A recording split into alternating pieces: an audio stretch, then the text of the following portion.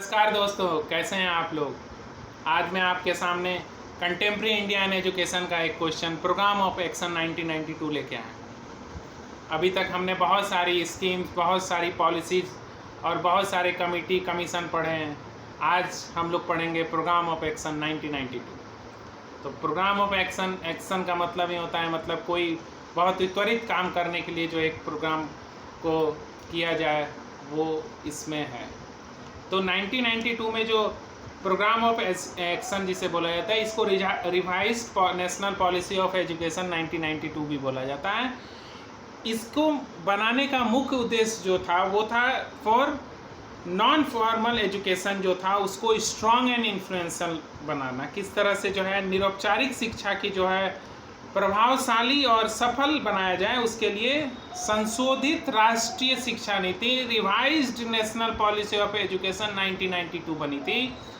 और इस योजना के अंतर्गत जो है नॉन फॉर्मल एजुकेशन जो है उसको कैसे जो है व्यवहारिक रूप दिया जाए, मतलब कि जो नॉन फॉर्मल एजुकेशन है उसको कैसे जो है इम्प्लीमेंट किया जाए, प्रैक्टिकली कैसे जो है उसका इम्पोर्टेंस समझाया जाए, इन चीज़ों के बारे में बात की थी।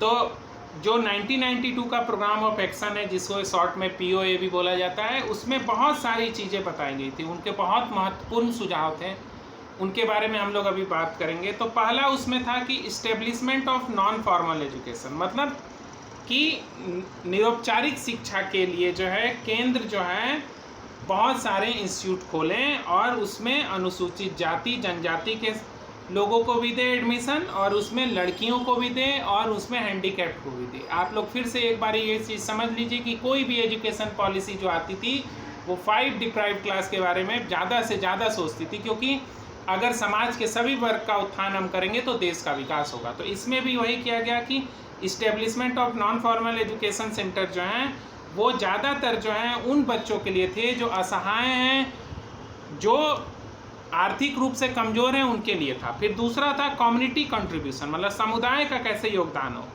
तो ऐसे केंद्रों की स्थापना की जाए जिनको कि आर्थिक सहायता दी जाए तथा निरीक्षण हेतु समुदाय से सहायता ली जाए, मतलब कि समुदाय का उसमें कंट्रीब्यूशन होगा, आर्थिक रूप से भी होगा और निरीक्षण भी करेगा। फिर था कि अपॉइंटमेंट ऑफ वुमेन इंस्ट्रक्टर्स, मतलब कि महिला प्रशिक्षकों को नियुक्ति।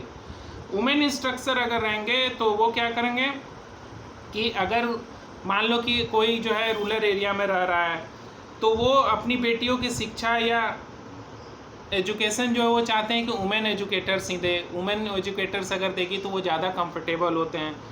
तो ये था कि जो महिला अगर एजुकेटर रहेगी, मतलब महिला अगर प्रशिक्षक रहेगी तो ज़्यादा से ज़्यादा गर्ल एजुकेशन को बढ़ावा मिलेगा। फिर ये इसमें था कि इंस्टीट्यूशन ऑफ इंस्ट्रक्शन, मतलब कि प्रशिक्षण के लिए संस्थाएं खोली जाएं, जिसमें कि DIET, जिसे कि district institute of education and training, ये फुल फॉर्म आप लोग याद रखिए कि DIET होता है, D for district, I for institute, E for education and T for training, and NCERT national council of education research and training, N for national, C for council, E for education, R for research and T for training. तो इस तरह की संस्थाएं खोली जाएं जो कि प्रशिक्षण का काम देगी, प्रशिक्षण टीचर्स को देगी और बुक्स भी बनाने का काम करती हैं। NCERT की बुक्स आजकल हम हर एक विद्यालय में देखते हैं, प्राथमिक कक्षा से लेके सेकेंडरी क्लास तक के बच्चों को NCERT बुक्स प्रोवाइड की जाती है। फिर इसमें ये था कि प्रोविजन ऑफ वेरियस कोर्सेज, मतलब विविध कोर्सों की व्यवस्था की जाए जो कि टेक्निकल भी हो और क्या हो वोकेशनल भी हो, मतलब टेक्निकल एजुकेशन के साथ साथ वोकेशनल एजुकेशन की बात की गई। और इसमें ये था कि फॉलो अप प्रोग्राम्स चलाया जाए। फॉलो अप प्रोग्राम्स का मतलब कि जैसे जिस बच्चे की एजुकेशन मान लो कि छूट गई हो बीच में, तो उसको फिर से जो है मोटिवेट करके उसको फिर से जो है उसमें डाला जाए एजुकेशन के लाइन में। मान लो कि वो 4th क्लास में है, उसकी एजुकेशन छूट गई है, तो उसको ब्रिज कोर्सेज करा के उसको फिर से जो है एजुकेशन के अंडर एजुकेशन प्रोग्राम उसको लाया जाए। प्रोविजनल ऑफ डाइवर्सिफाइड कोर्सेज, मैंने जैसा बताया कि तकनीकी और व्यावसायिक कोर्सेज को अध्ययन की व्यवस्था की जाए, ताकि जो है टेक्निकल कोर्सेज अगर करेंगे और वोकेशनल कोर्सेज करेंगे तो आपको अच्छी नौकरी मिलेंगी और आप एक बेहतर जीवन जिएंगे और देश का विकास करेंगे। फिर इसमें था कि इनकरेजमेंट ऑफ वॉलेंट्री एजेंसीज, मतलब कि स्वयं सेवी संस्थाओं का प्रोत्साहन। जैसे कि बहुत सारी संस्थाएं जो है वो एनजीओ टाइप जो होती हैं वो क्या करती हैं कि फॉर्मल एजुकेशन को बहुत अच्छे तरह से बढ़ावा दे सकती हैं, और जो वीकर सेक्शन है या जो डिप्राइव्ड क्लास हैं उनके एजुकेशन के लिए लोग बहुत तरह के प्रोग्राम चलाते हैं, जिससे कि क्या होगा कि बच्चों का या वुमेंस का या गर्ल्स का एजुकेशन अच्छे तरह से हो जाएगा।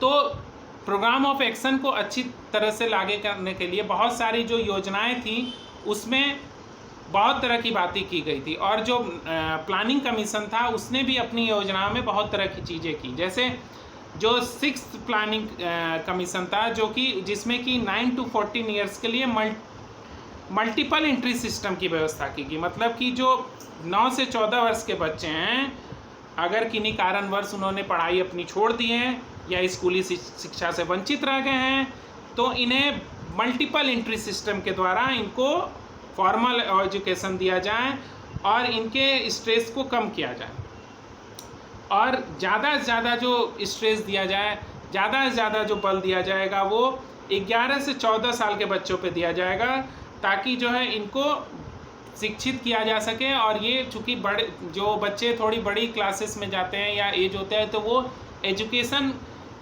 करने में अगर उनकी रुचि नहीं होती है तो वो अपने को काम की तरफ मोड़ लेते हैं। तो ये इस प्रोग्राम में, मतलब ये जो योजना था 6ठी वर्षीय योजना, इसके तहत 9 से 14 वर्ष के बच्चों के लिए लाभार्थी योजना के रूप में इसको बुलाया गया था, ताकि बच्चों की अगर पढ़ाई छूट गई तो वो फिर से पढ़ाई में आ जाए। फिर 7वीं पंचवर्षीय योजना जो थी वो यूनिवर्सलाइजेशन ऑफ प्राइमरी एजुकेशन की बात कर रहा है, यूईई, जिसके बारे में मैंने एक वीडियो भी बनाया है। और यूईई का जो काफ़ी जो प्रोग्राम्स थे उसके बारे में इसमें बात किया गया था। जो ये पंचवर्षीय योजना थी, इसमें ये बोला गया था कि 64 लाख व्यक्तियों को जो शिक्षा के इच्छुक हैं या योग्य नहीं थे, उनको इस कार्यक्रम के अंतर्गत शिक्षित किया गया। तो 7th जो 5 ईयर प्लान था उसमें 64 लाख पीपल्स को जो है एजुकेट किया गया अंडर नॉन फॉर्मल एजुकेशन। फिर इसमें और भी चीज़ों की बात की गई थी, सप्लीमेंट्री स्टडी मटेरियल की बात की गई थी, adequate and appropriate study material हो, मतलब उसमें बहुत तरह की जो पठन सामग्री हो वो उपयुक्त हो बच्चों के सोशल, मोरल, कल्चरल डेवलपमेंट के लिए। औपचारिक और निरौपचारिक शिक्षा पद्धति में तालमेल हो, मतलब appropriate coordination between formal and non formal education, कि बच्चों में, मतलब अगर नियमित बच्चा विद्यालय जा रहा है या नॉन फॉर्मल एजुकेशन लेने के लिए कहीं जा रहा है या प्रौढ़ शिक्षा केंद्र पे जा रहा है कोई, तो अधिक से अधिक उनको संसाधन मिले, अधिक से अधिक उनको फैसिलिटीज़ मिले, ताकि वो जो है अपने आप को और उनका अच्छे से विकास हो पाए। फिर इसमें यह था कि non formal education related programme should be combined with the development related programme, मतलब कि जो नॉन फॉर्मल एजुकेशन है वो विकास संबंधी कार्यक्रमों के साथ जोड़ा जाए, ताकि उनका विकास भी हो। मतलब नॉन फॉर्मल एजुकेशन के साथ अगर विकास, डेवलपमेंट के जो प्रोग्राम है उनके साथ अगर ले जाया जाएगा तो वो बच्चों का सर्वांगीण विकास करेगा। फिर इसको आगे बढ़ाते हुए 8th जो 5 ईयर प्लान आया उसमें भी बहुत सारे सजेशन दिए गए थे। उसमें पहला सजेशन ये दिया गया था कि नॉन फॉर्मल एजुकेशन बनाना है, सेंटर्स बनाना है जो कि ज़्यादा से ज़्यादा जो है वो 1 किलोमीटर के रेडियस में हो, ताकि जो है primary school, non formal education centre जो है या प्राइमरी स्कूल है जो, या जो भी तरह की शिक्षा देने वाले केंद्र अगर 1 किलोमीटर के दायरे में रहेगा तो बच्चा आसानी से जा सकता है। फिर था इसमें पार्ट टाइम प्राइमरी स्कूल का, मतलब कि पार्ट टाइम प्राइमरी स्कूल का मतलब था कि जो गवर्नमेंट ऑर्गेनाइजेशन है या जो मिल ओनर्स हैं या जो स्कूल जो हिली एरिया में है या जो डेजर्ट में है या जो मार्सी एरिया में है या जो फिर अर्बन एरिया में है, वहाँ पे बच्चों को मोटिवेट किया जाए, क्योंकि वहाँ पे अगर मान लो बच्चा को जाने में बहुत तकलीफ़ है, दुर्गम है रास्ते या उनको तकलीफ़ हो रही है तो बच्चा नहीं जाना चाहेगा। तो ये किया गया कि बच्चे के पास स्कूल को लाया जाए, और टीचर का जो अपॉइंटमेंट होगा वो कॉन्ट्रैक्ट बेसिस पे होगा, और इसमें कोई टाइम बॉन्डिंग ये नहीं रहेगी बच्चों के और टीचर्स के पढ़ाने के लिए, मतलब कि कोई फिक्स टाइम नहीं होगी। वो जब बच्चे और फ्री हैं या जब टीचर्स फ्री हैं तो दोनों आपस में मिलके एक टाइम फिक्स करके और बच्चे अपना एजुकेशन ले सकते हैं। वो ये part time school primary school खोलने का फ़ायदा ये था कि बच्चों का एजुकेशन जो है वो रुके नहीं, और जो लोग टीचिंग जॉब करना चाहते हैं ऑन ए कॉन्ट्रैक्ट बेसिस वो जॉब भी कर सकते हैं। फिर इसमें इवनिंग स्कूल की बात की गई थी। तो नेशनल रिसर्च पॉलिसी ने ये भी बोला कि ओपनिंग मतलब मान लो कोई दिन में काम कर रहा है और किसी कारणवश वो नहीं पढ़ पा रहा है तो वो इवनिंग स्कूल में जाके पढ़ सकता है। और ओपन स्कूल सिस्टम की बात की गई। ओपन स्कूल सिस्टम जैसे हम लोग जानते हैं कि बहुत सारे जो नॉन फॉर्मल एजुकेशन के तरीके हैं उसमें एक ओपन स्कूलिंग भी बहुत इंपॉर्टेंट चीज़ होता है। वो ऐसे लोगों के लिए होता है जो कि बहुत उनके पास संसाधन नहीं है, उनके पास रिसोर्सेज नहीं पहुंच पाते हैं, तो वो ओपन स्कूल सिस्टम से एजुकेशन ले सकते हैं।